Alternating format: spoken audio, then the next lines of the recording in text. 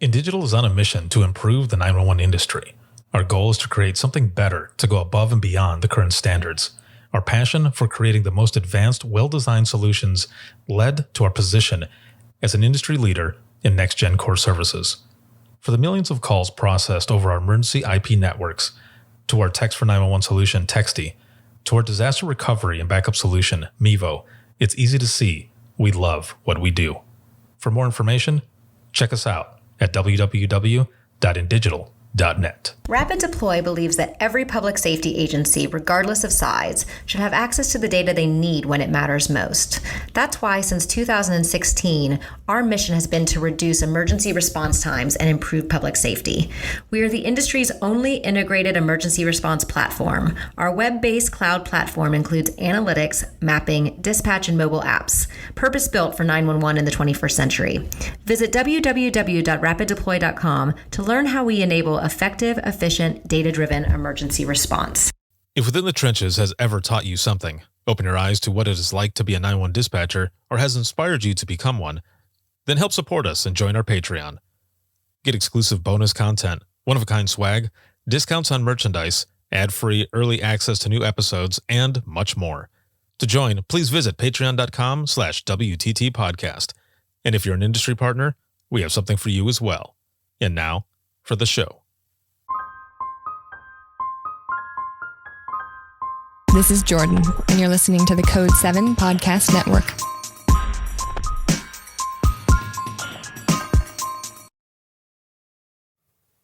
Warning. This episode contains the 3 A's of podcasting: adult content, adult language, and awesomeness. You've been warned.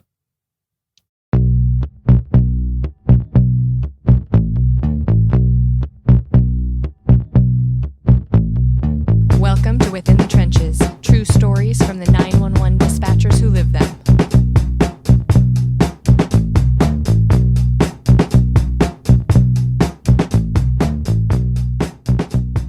Hey, what's going on? This is Ricardo with the Code 7 Podcast Network, and this is going to be Within the Trenches, true stories from the 911 dispatchers who live them.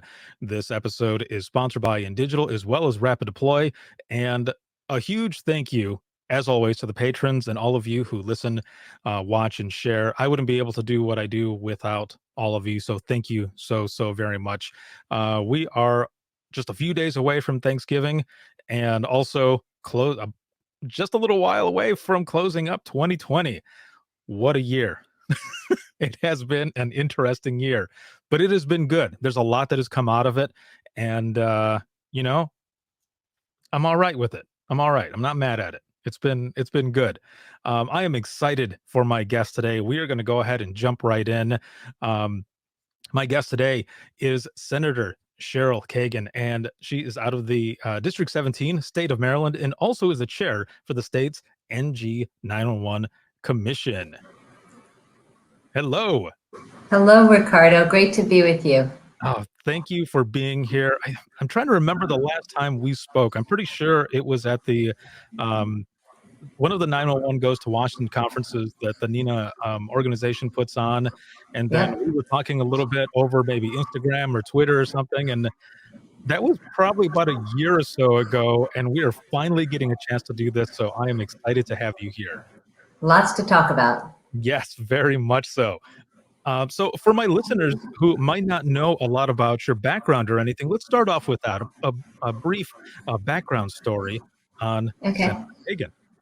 So I'm a native Marylander. I left to go to college and came back to be involved in politics and policy. I started at the national level and served 8 years in the House of Delegates after a career of advocacy and working on Capitol Hill, lobbying with Jim and Sarah Brady on the Brady Bill and the assault weapons ban and many more issues. Was elected to the House, served 8 years, and chose not to seek re-election, even though that would have been pretty much uncontested.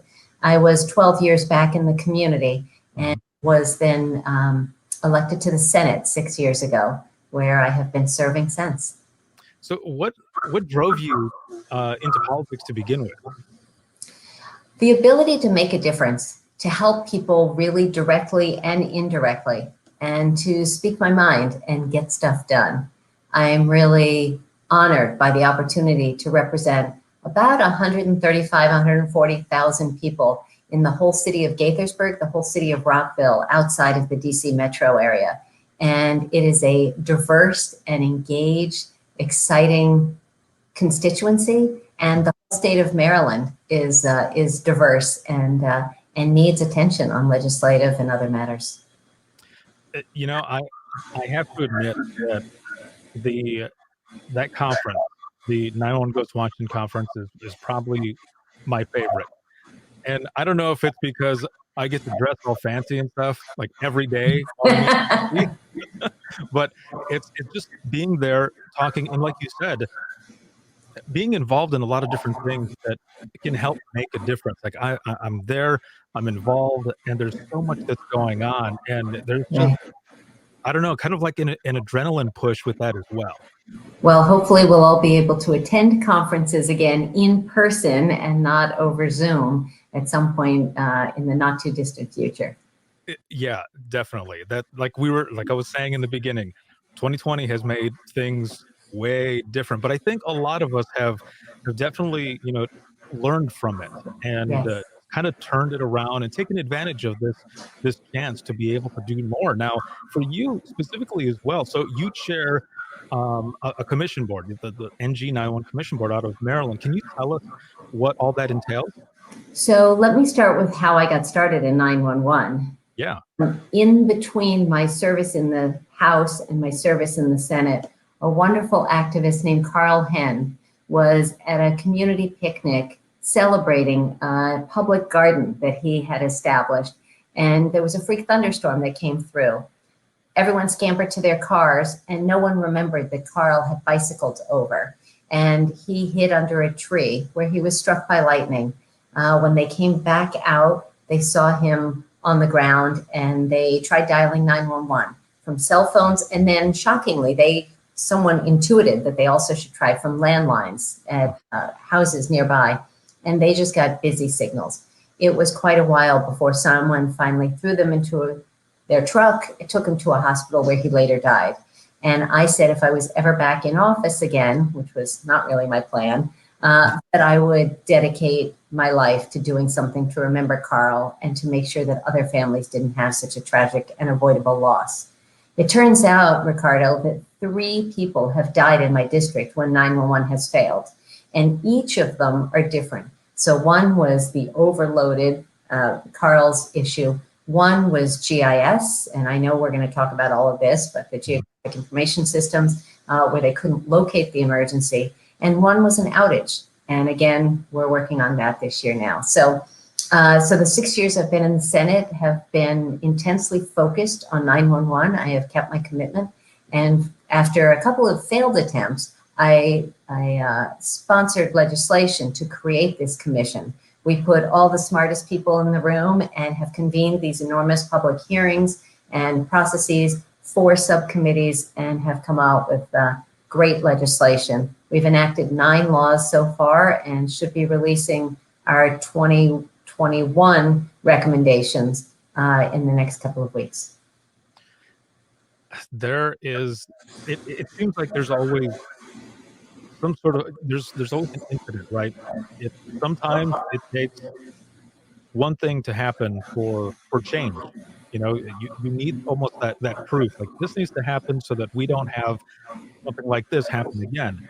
Right. Now with Carl, was it like a location thing, or did it not go to the right center? How did that work? No, it was just busy signals because people were calling and saying, a tree fell on my car, or, my lights are out. How soon will they come back, or something? But there were, issues that were emergencies to them, and they were calling 911.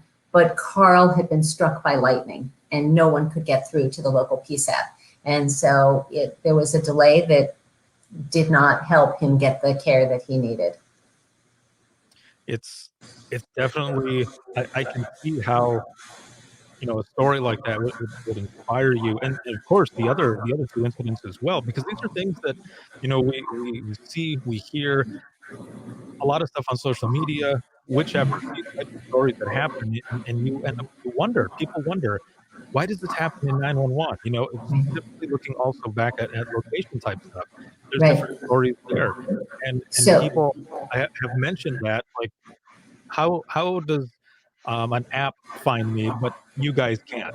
exactly. So people are finding that to be perplexing. And my legislative colleagues, everybody knows that 911 is the most important phone number that kids get taught at a very early age.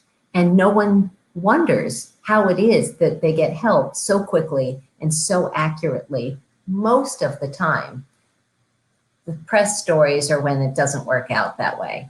And as a colleague of mine talks about when he talks about 911 and his work as a member of my commission, Senator Ed Riley said, this is literally the most important service that government offers. And it is actually a life or death matter. And with my 3 examples of 3 people dying in my district, it's not a hypothetical, unless we do this, people could die.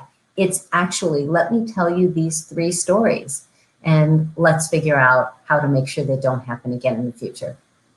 Right. And another example, and this other example is not in your area exactly. However, it's something that affects everyone. Looking at Hank Hunt with his daughter, Carrie. There was an incident where Right. her daughter was trying to call 911, and something that people really didn't think about, Right. hotel businesses or whichever, you've got to dial a 9 Right. before you can get to 911. And even me as a dispatcher for so long, I didn't think about that fact either, to a point where, I've been telling my kids, like you were saying too, we tell our kids all the time, Right. dial 911. But you don't think about that other 9 when it's in a business. Right. And when you're stressed out or you're a child trying to help your mom who's getting beaten, as Carrie was. So Maryland passed Carrie's law several years ago. Mm-hmm. We upgraded it last year, and we are actually going to expand it and strengthen the enforcement and inspection in 2021, or it's going to be part of our recommendations that hopefully will be enacted legislatively this year. So there's so many aspects to 911. That's one of the things I was talking to a senior ranking person about my work. He said, even if I get it, 911 is important, but I never thought of all the different nooks and crannies. So I created on the commission, if I can go back to that and talk a little bit about the people that I get to work with, we put the right people in the room.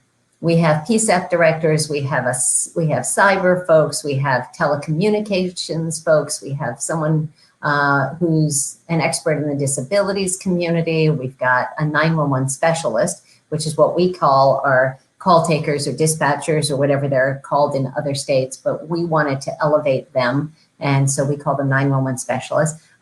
We have a veteran on the commission. So we've got all the smart people in the room. And then I created 4 subcommittees because the issues are too broad, too varied, and too many of them to deal with as a commission. So I created finance and structure, which I chaired because I thought that would be the hardest because we had to talk about raising the fee. We have staffing and training, which is the huge problem of recruitment, training, and retention. We have technology and cybersecurity, and then we've got oversight and accountability to make sure that the funds, the training, the inspection, and everything else is going correctly. And each of those 4 subcommittees for the first 2 years met almost weekly for an hour on the phone, just wrestling through some of the many issues that fit in their zone. And then we would come together as a full commission, debate them, vote on them. That would be incorporated into a report each year. And many of those items in the report would be included in legislation that I would then sponsor and mostly got enacted. And that's one of the things that I read about, actually, is that despite the craziness that is this year, you were able to enact a bunch of different parts, which we'll go through those here briefly here in a moment. But I wanted to jump back to those that you have on the commission, and your co-chair. I believe. Yes. Vice chair. Vice chair.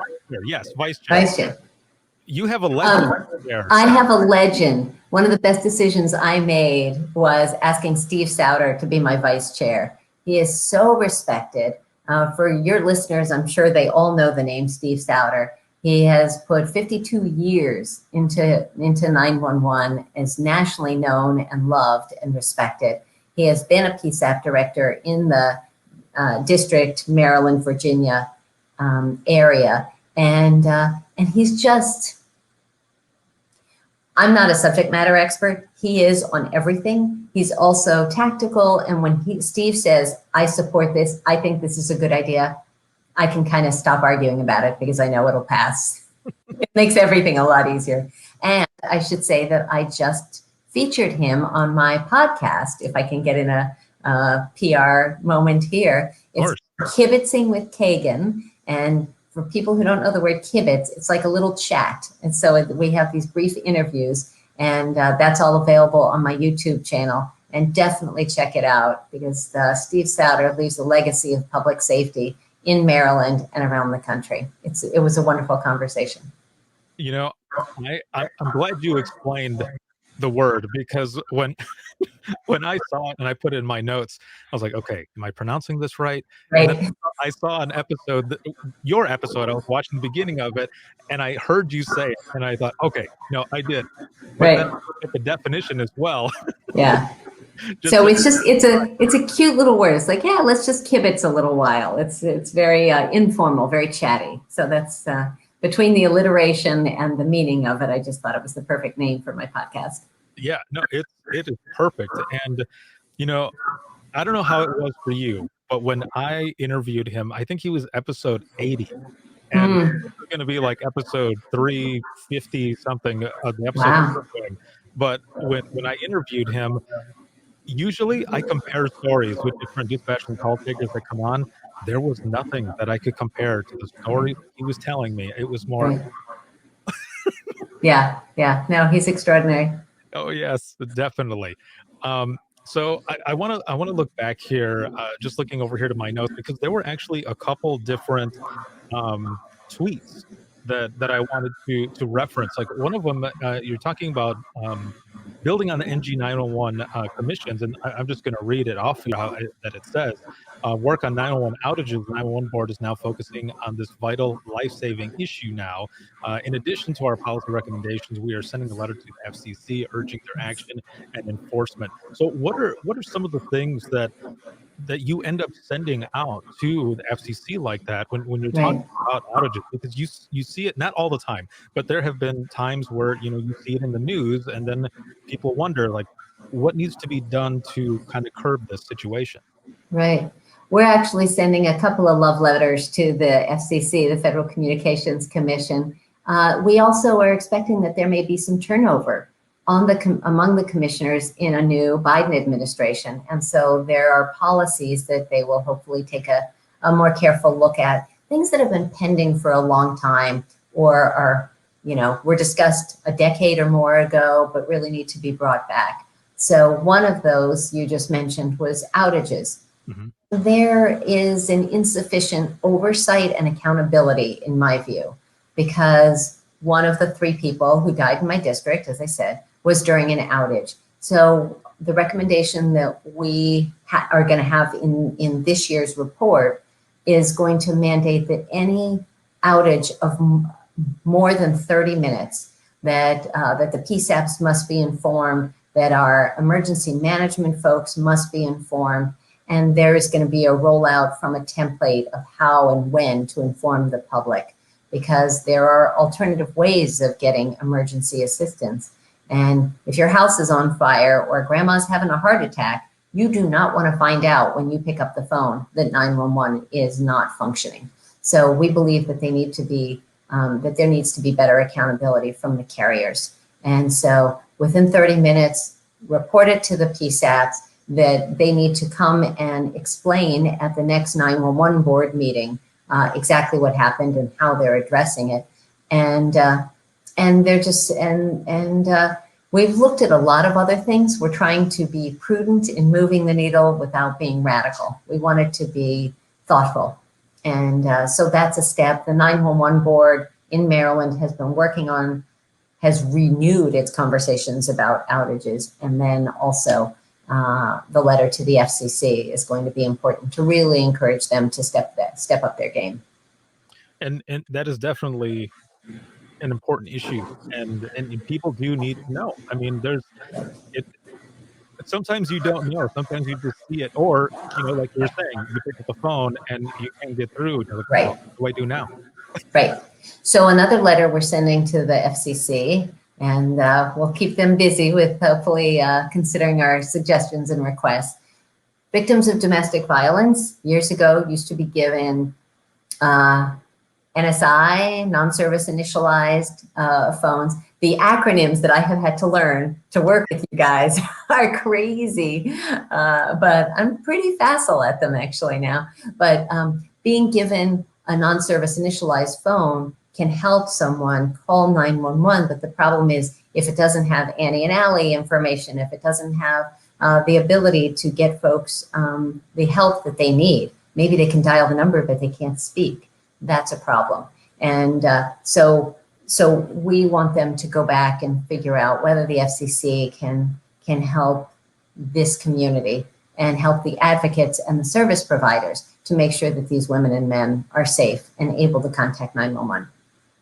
That as well is a very good thing, because and I don't know if this was a year or two ago, but I know I saw that there was a possibility that the non-service initialized phones were going to be like done away with, possibly. Like it was just something that I saw in a news article, and I thought, why would that happen? Because this is like the last resort for those who don't have Right. service, that are able to get to 911. And obviously that did not happen. So Right. it's awesome that's available still. And well, we're still, they're not ideal. And our PSAP partners made it very clear that that's not ideal. Yeah. But it is, and there are also some of the domestic violence advocates made clear that it's not just about calling 911. They may need to confidentially call their lawyer or call their sister to come rescue them or something. So unclear, but it's going to be part of our annual report. It's something that I feel personally passionately about, and I feel like we needed to start to take action and start to have the conversation about it. And so here's a quick question then, just kind of building on that, because we're also talking about some of the new technology that's coming in when we're talking about NG911, and Right. 911 really is here in some places. It is going on, but with that specific topic right there that we were just touching on. So here's an example. Text for 911. Yes, I was just going to bring that up. Yeah, I was going to say, you've got phones that's over Wi-Fi, and Right. even if they have an NSI phone, Right. you can possibly get a hold through Wi-Fi enabled. So I have to brag about Maryland, because our 24 PSAPs, we have one in each county. And then we also in Maryland, because we're so close to DC, your viewers and listeners will probably imagine that we also have everything from hospitals, college campuses, but also federal agencies and stuff who have their own PSAPs or emergency centers. But one of my first rules when I started chairing the commission was all boats rise.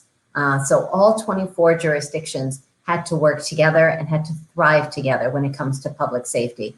I had no interest in having a wealthier county have the highest and best technology, while a less affluent county was floundering and still dealing with landline phones and old data, old cyber protection and all that. So on August 20th of this year, and 2 weeks out, 3 weeks out, there were people who didn't think it was going to happen, but on August 20th, 2000, every single PSAP, every county in Maryland, all went live with text to 911.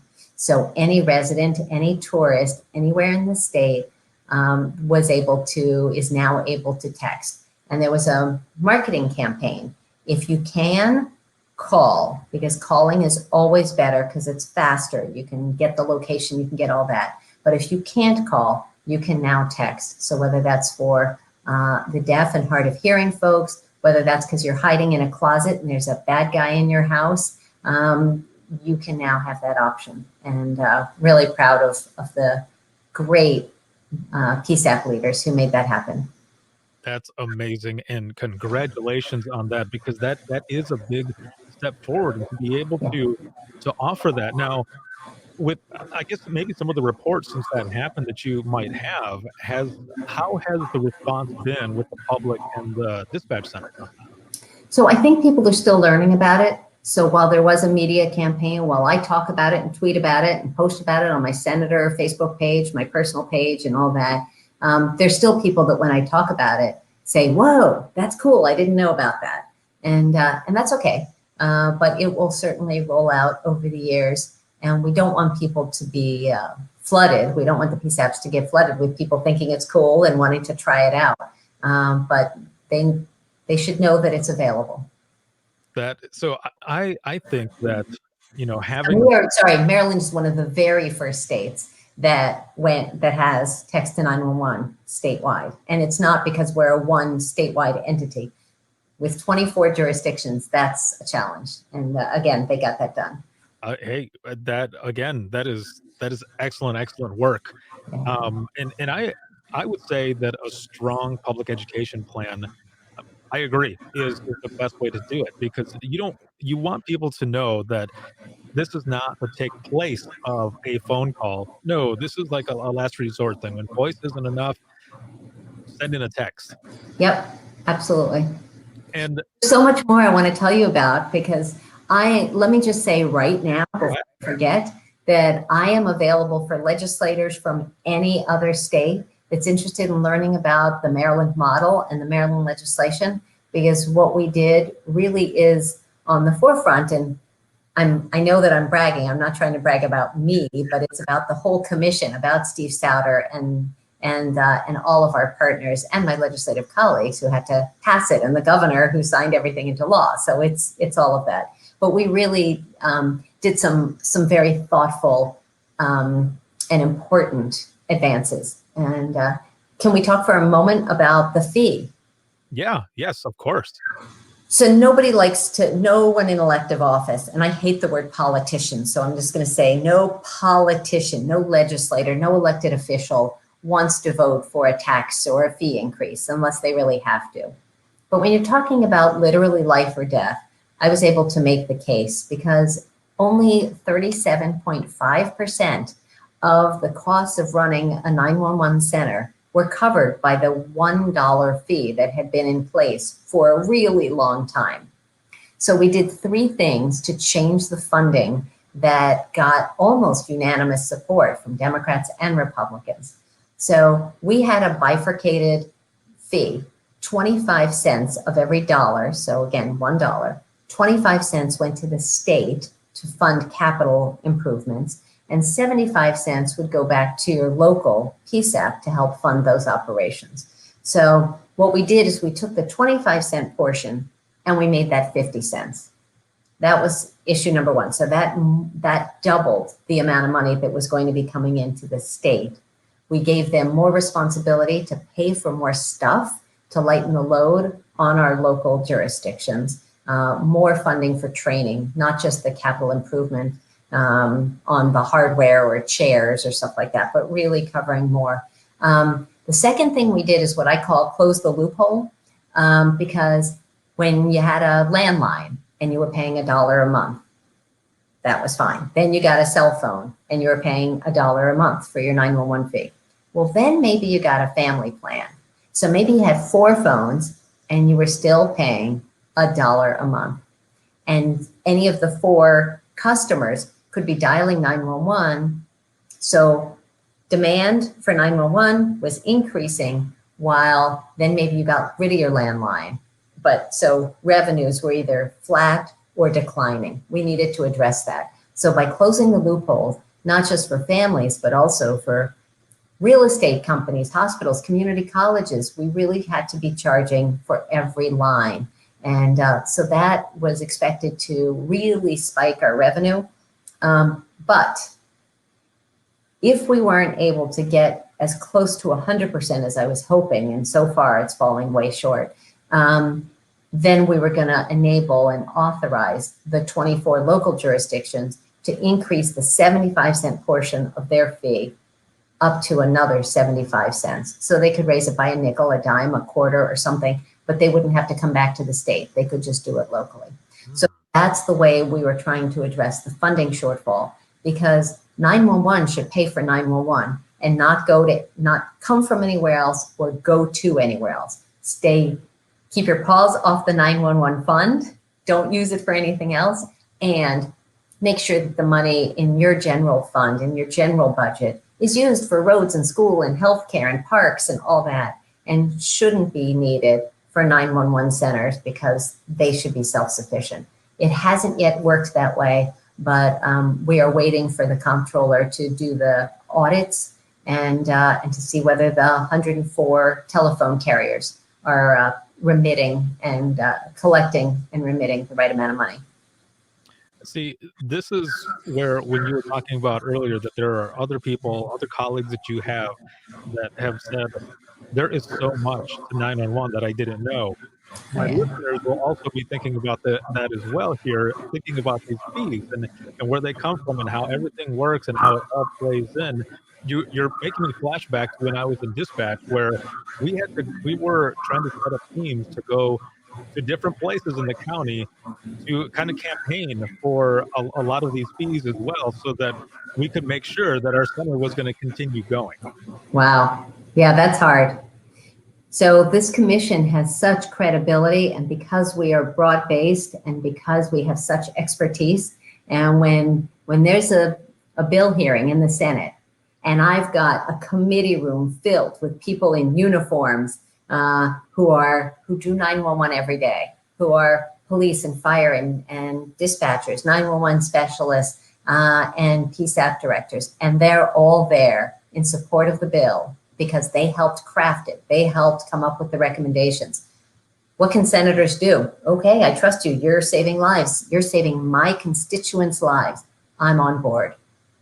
So I ended up getting, I think it was 45 of the 47 senators to co-sponsor the Carl Henn bill, and I named it in Carl's memory. And that was the comprehensive bill that dealt with funding and support for our 911 specialists, the beginning of conversations around GIS, cybersecurity, and so much more. That is amazing. Yeah. Thank you for all the hard work that you and your commission, your colleagues, everyone's been putting into this. Now I have to ask, how has 911 kind of changed you? Oh my gosh. So, well, I had to quit my part-time job, literally, because I didn't have time. I was working on 911, have been working on 911 kind of all the time. And I think my friends and colleagues are a little bit sick of my talking about it because I can talk about it endlessly, as you can tell by now. But it really is, I'm very pragmatic, and none of us knows how long we're going to be on this planet. And if I get hit by a bus tomorrow, and I hope that doesn't happen, but my legacy, the legacy that we are going to have in Maryland is going to be about 911 being at the forefront. And if we can help inspire and support other states, that's extraordinary. And that's worth, not making a few $100s extra in a part-time job or something. So I have really devoted kind of just an extraordinary part of my life over the last 3 years to this commission. I'm on all 4 subcommittees and have been driving the train on a lot of it and learning so much. I should also say that so far I have visited 17 of the 24 PSAPs, and they're each different, but I really want to, each time I go, not only do I chat with and tour the PSAP director, but I also make a point of meeting and thanking the women and men under the headsets whose jobs are so extraordinarily hard. And my 18th visit is coming up next week, so I'm looking forward to that. That is, I love the fact that you're actually getting in there and visiting and kind of taking it all in. I mean, when you walk in and you start hearing the calls and everything working, what's that like for you? Well, so I did a sit-along with a 911 specialist a few weeks ago, and was up there for 4 hours and just sat and listened to some of her calls and some of her colleagues' calls. And luckily, it was a reasonably slow night, so there wasn't there wasn't sort of the excitement and the stress that I might have anticipated. But that was a Monday night. If I had been in on a Saturday night, maybe it would have been different, or a holiday. But it's really also about acknowledging and just thanking them, knowing that they are seen and they are appreciated. One of the things I also really like to do when I go to these PSAPs, I always invite my colleagues who represent that district, because they should see 911 not just through my eyes, but through their constituents' eyes, and see the work that's being done to save lives and save property in their own county, in their own neighborhoods. And so I've succeeded in getting a bunch of them to come over, and that's been really important, I think. And they're kind of blown away by the technology, the dedication, the stress, and all that. So that's been fun and important. There's so much that goes into this job. I did it for 13 and a half years. Yeah, thank you. Oh, thank you. 13 and a half years on the line, call taker and dispatcher, as well as a supervisor, and then went over to the private sector, and now on my own doing what it is that I'm doing with the podcast and virtual conferences and a bunch of other different things. But there's a lot that people don't understand that happens there. A lot of people think it's just answering the phone or whichever, but there is way more to it, especially the technology. And we have to talk about that as well, where everything that you all are doing for Next Generation 911, what are some of the things that you want to implement there in the state? So before we shift to that, yeah, people thinking that it's just people answering the telephone, I do want to address that, because that makes me crazy. So two things. First off, the idea that our 911 specialists are seen as administrative telephone people at the federal level and are categorized that way is offensive. And there is legislation, as you know, by Congresswoman Norma Torres, a former 911 specialist who is a member of Congress from California and is just ferocious on this stuff. She is, there is a Next Generation 911 Congressional Caucus, Democrats and Republicans, House and Senate, everybody uniting to understand that we need to take national action to implement Next Gen. And I was able to get almost every member of the Maryland delegation to join that caucus. It was one of the reasons why I was recognized a couple of years ago as the Next Gen 911 Leader of the Year at the national level. So that was a high honor. But we need to make sure that our federal and state and local officials all understand the importance of Next Gen. I've brought several county council members over to my local PSAP. The other thing I just want to mention is the TV show. And I think that first off, I made it required viewing for my staff, and I watched every episode, DVR'd it and watched it and all that. And but people have to understand how stressful, how hard it is. A possible suicide, possible bullet wound, someone who could be drowning, the house on fire. There's someone outside my house and I don't know who it is. And, the stress on this job, and as you know, the PTSD, the suicide rate, those that have thought about suicide, we're talking about double the national average of people who have thought about suicide. It's just, we've got to do better at recognizing and supporting the women and men under the headset. Yeah, man, you said it. I can't put it better any other way. But that is actually true. I mean, there's all of this stuff that builds up with those that are taking the calls. And I tell people all the time, we might sound calm, cool, and collected, and yeah, we're focused, professional, all that. But in the back of our mind, we're freaking out right there with you, because of course, we're empaths. We put ourselves in your shoes to be able to understand the situation, not only to help you, but to help those who are going out to the call for the overall incident that is going on.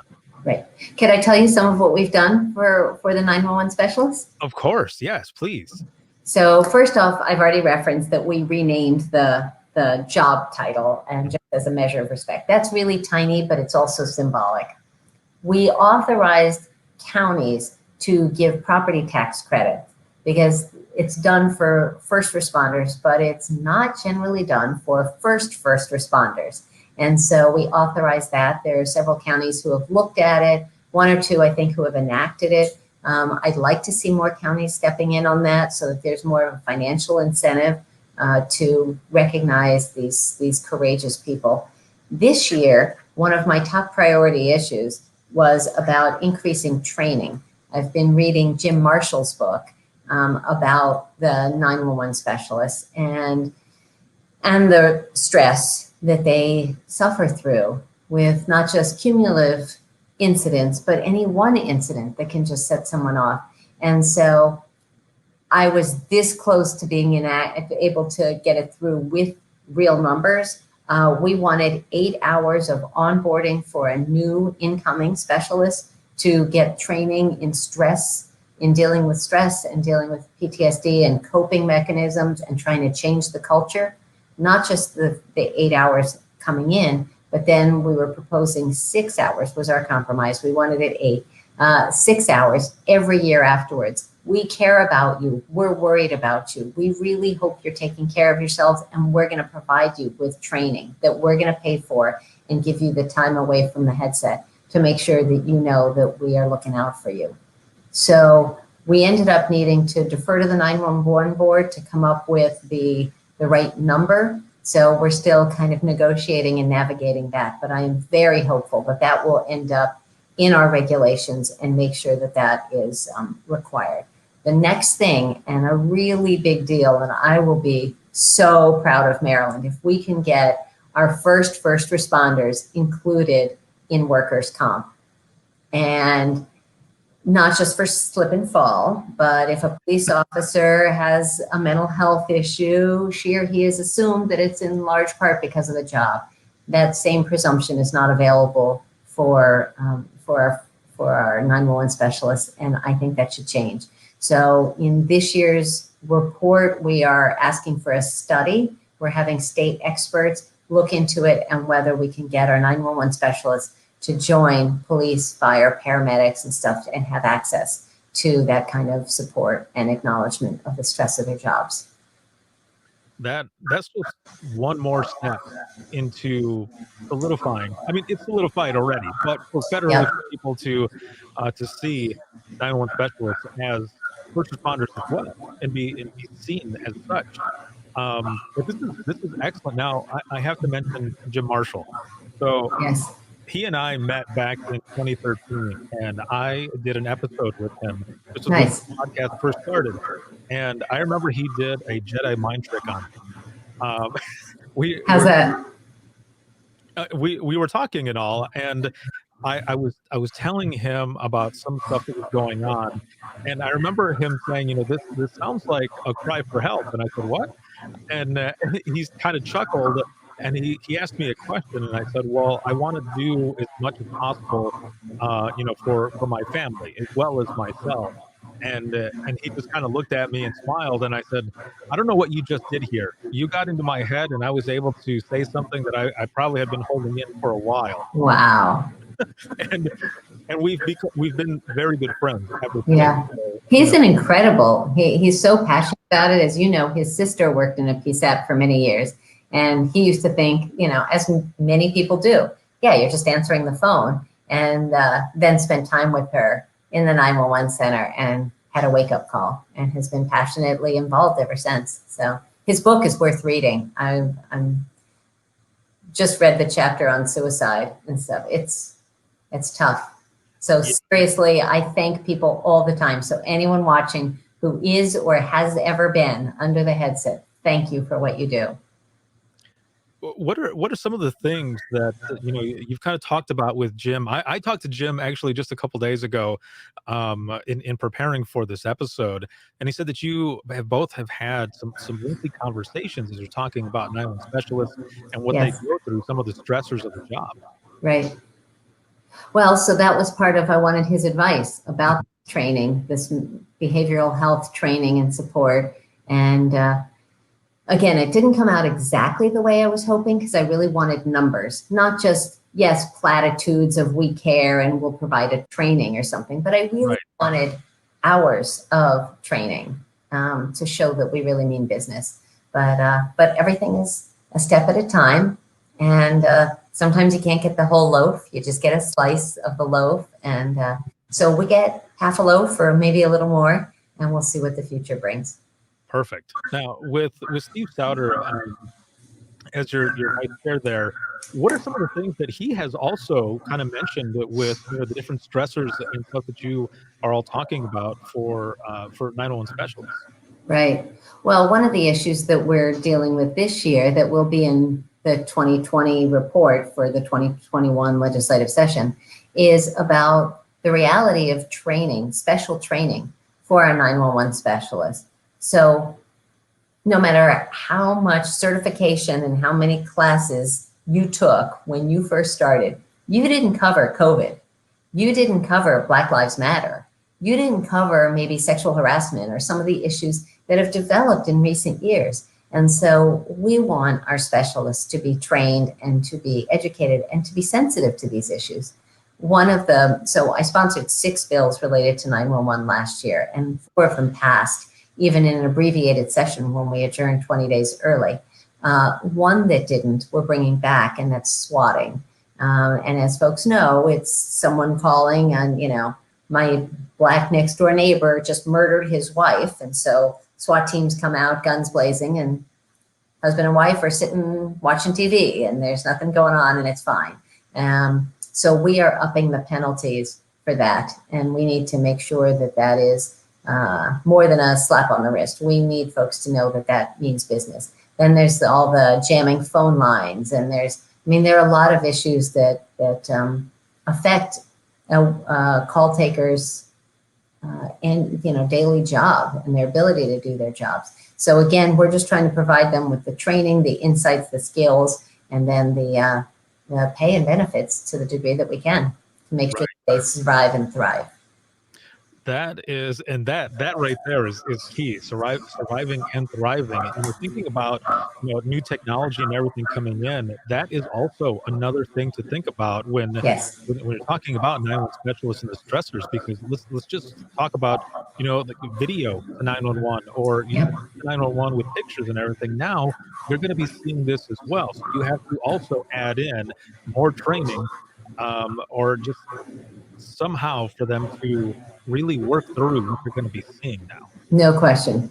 So the other bill that didn't pass, ironically, is dealing exactly with that. So I want to make sure that there is some privacy. So watch me shoot my girlfriend in the head. Watch me rape this little boy, all on video. That should not be on the evening news. That should not be on the internet. That should be nowhere except in the PSAP, in the courtroom, and otherwise private to protect people's privacy, dignity, all that. And but yet there are civil libertarian concerns. We do want processes to be transparent. And so what's the balance there? So I had brought it in as gory and gruesome. So most things should be public, but if it's really awful, that was a line we tried. We're still working on that.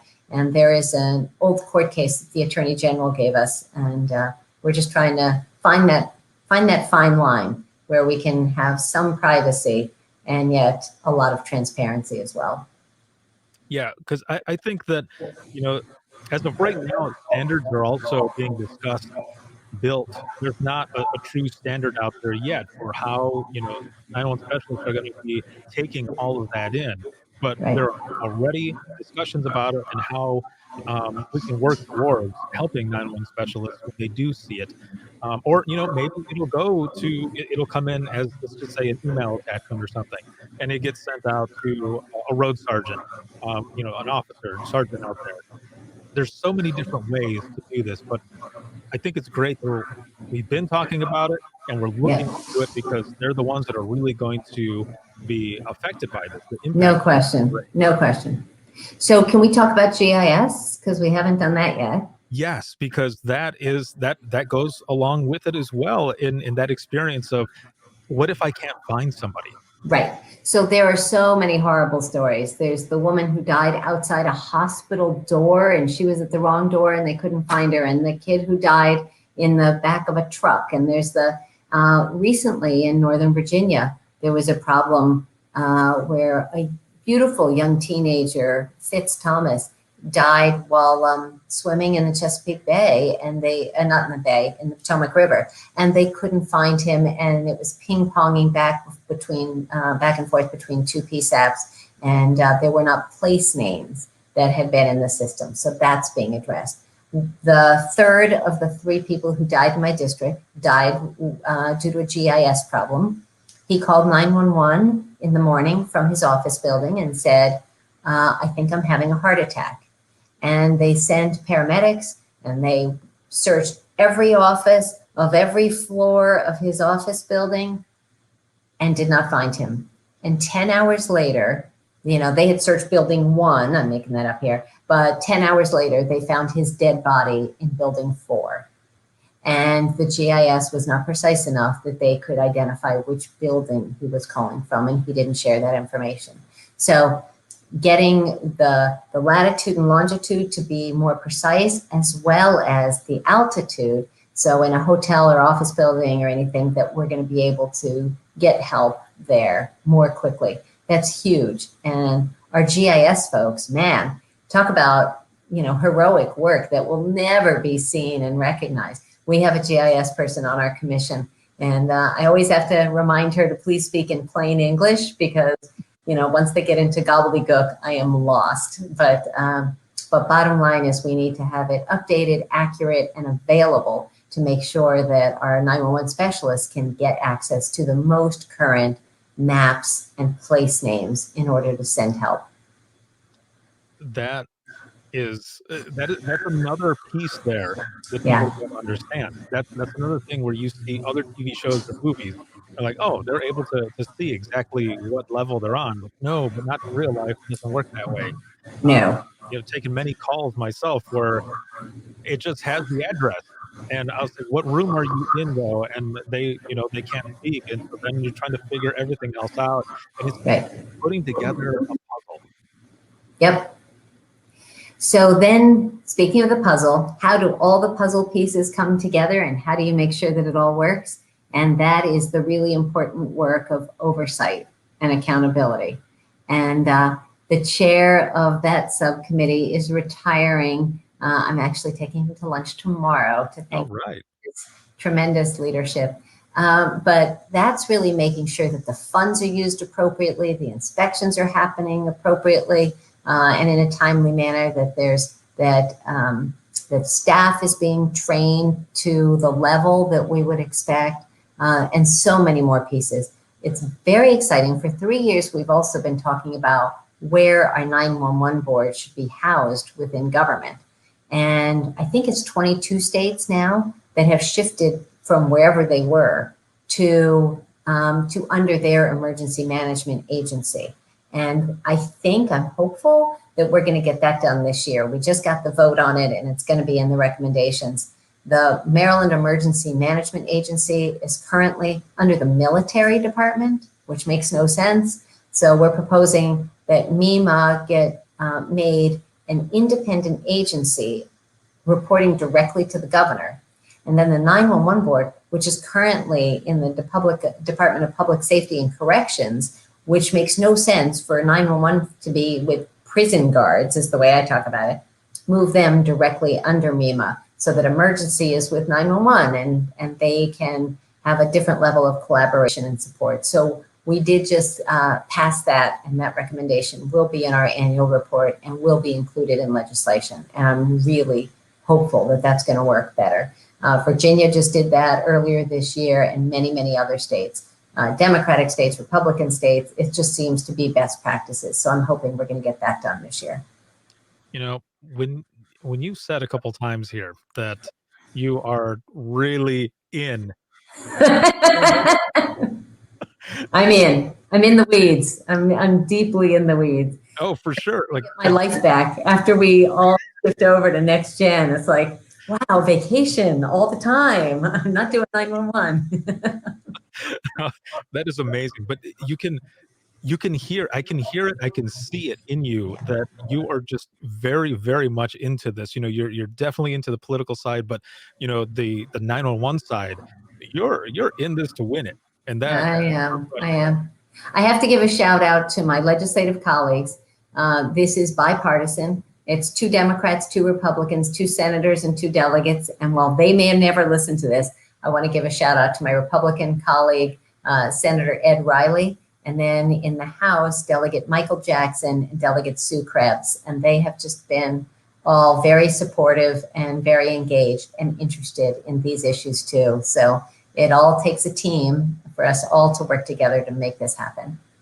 It is definitely amazing work that you all have been doing. And I want to mention something, if we can go back just really quick as we're getting towards the end of this episode. Some of the stressors that we were talking about. Now, some of the things that we did in dispatch, and there's kind of a little connection here. The way that, if we had a hard call or something, or there was actually some downtime, we would play Scrabble. Yay! And from what I've read, you are a nationally ranked Scrabble player, correct? I am. I love it. This is how does that even happen? Like, I didn't even know that was a thing. Like, how? It's a thing. Yeah. During the pandemic, so I have competed. I even competed at the national championships in Nevada last year. First time I've actually gotten on a plane to play Scrabble. That's a thing. But road trips I've played in Albany and Philadelphia and, and sort of around the area. It's so fun, and it's so different from politics and policy. And it's in my head, but it's also gets me out of my head, and it's social and competitive, and it's anagramming, and I'm a word nerd. So it's very fun. And even during COVID, I've been competing in tournaments, often twice a week, actually. Definitely once a week, and sometimes twice a week. And that's been a real refresher for me. It's fun. That is excellent, because everything that you just said there, the reasons why and everything, that's exactly why we were doing it as well. To just, Right. Even though we're there, just kind of escape a moment together to play a quick game, and it definitely helped when we were there. That's awesome. I love that. So no one in 6 years of talking about 911 and 3 years of being all in, no one has told me that they've played Scrabble in their PSAP. So I think that's the coolest thing ever. So I'll have to see if any of the last 7 are Scrabble players, or I'll have to bring my board or one of my boards. You would have had to have seen us. We would have our book. We would have the dictionary there, and we would call each other on stuff. And it was like, no, for real, it's a word. and then we would challenge. We're like, all right, we'll challenge. It's like, Of course. okay, Yeah, right. You got Right. it. You got me. That's fun. That's very fun. So as we go into the wrap up of this episode, again, this has been amazing to have you on and talk about everything that's going on in the state of Maryland, which is great work that is going into 911, next generation 911 and everything. Okay. What do you see is the future of 911? Where do you see it headed? Well, I think probably the professionals could answer that better than I can. But I will tell you that with GIS, with technology, with wireless, that no one will get a busy signal the way Carl Henn's friends did, because there would be a rollover to a neighboring PSAP that didn't have a freak thunderstorm. The GIS for the person who was having a heart attack, they would find that he was in building 4, and they would have gotten to him in time to offer CPR services and save his life. And the outage, that was when another constituent died, that either wouldn't happen, or there would have been notification. The family would have known other options. They might have texted to 911 or found some other support and way of saving their brother's life. And so I can only envision the future. And then obviously support and big respect for the women and men under the headset, our sheroes and heroes, as I call them, who are our first responders. Perfect. Thank you again for being on. And for anyone who would like to learn more about what you and the NG911 Commission is doing, anything in the state of Maryland, 911 wise, and also kibitzing with Kagan, how do they get a hold of you? Social media, wise, email, whichever. All of the above. So I'm everywhere. You can tell that I'm high energy, right? So I have 5 Facebook pages, 2 Twitter accounts, 2 YouTube channels, and an Instagram page. The 911 meetings are live streamed. They're on my YouTube channel, and so are my podcasts, Kibitzing with Kagan. And that's all youtube.com/Sen, like Senator, Sen Cheryl Kagan. So you can get to that. You can also get to everything through my website, CherylKagan.org, not .com, .org. And follow me on Twitter, as Ricardo does, and engage with me. I tweet about 911 and Next Gen a lot. And so check me out there. And on Instagram, I post 1 photo every day, and it never has my face on it. So it's just some interesting thing that I've done that day, a place I've been, or something that I find fascinating. So I do all my own social media. Staff does not do any of it. No one else has any of the passwords. So you get to authentically connect with me. And I'd love to hear from any of my friends, colleagues, and partners in 911, wherever you are. Thank you for what you do. And I'd love to stay engaged with you. Awesome. Thank you again for being on. This has been amazing.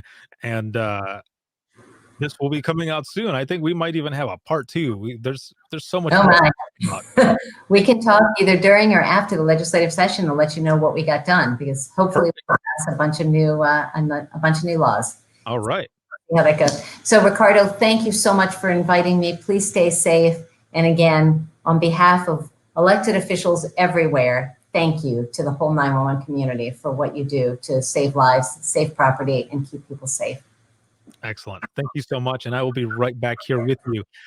For those who are watching, if you have any comments, questions, or you want to be a guest on the show, you can email us, and that is going to be wttpodcast@gmail.com. You can follow us on Twitter. That is @91podcast. You can like us on Facebook. That is facebook.com/Within the Trenches podcast. This episode has been sponsored by InDigital as well as Rapid Deploy. And this show will always be free, but if you're looking for any bonus content, you can head over to patreon.com/WTT podcast. And Senator Kagan and I talked about Jim Marshall. He is with the 911 Training Institute, and you can find out more about everything that he offers.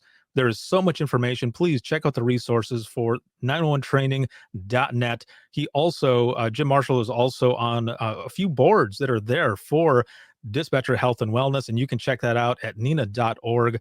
Thank you all so much for everything. This has been an excellent episode, and you can see this video on Facebook, Twitter, as well as LinkedIn. And for the audio portion of this, you can listen 24/7 on Apple Podcasts, iHeartRadio, Spotify, your favorite podcasting app, and withinthetrenches.net. Have a good one, everyone.